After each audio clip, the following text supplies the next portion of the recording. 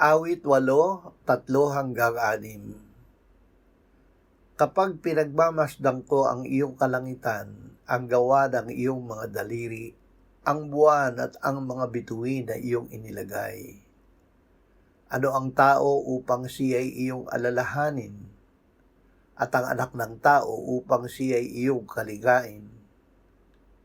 Gayon may ginawa mo siyang mababa lamang ng kaunti kaysa Diyos, at pinutungan mo siya ng kaluwalhatian at karangalan. Binigyan mo siya ng kapamahalaan sa mga gawa ng iyong mga kamay. Sa ilalim ng kanyang mga paa ay inilagay mo ang lahat ng mga bagay.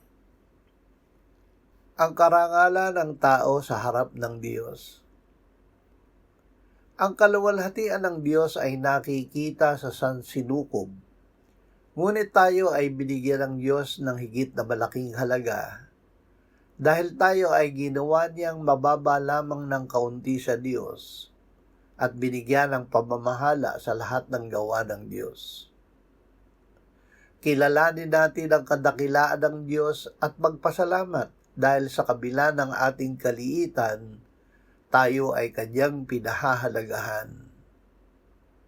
Mabuhay tayo ayon sa layunin ng Diyos na pamahalaan ang kanyang mga gawa.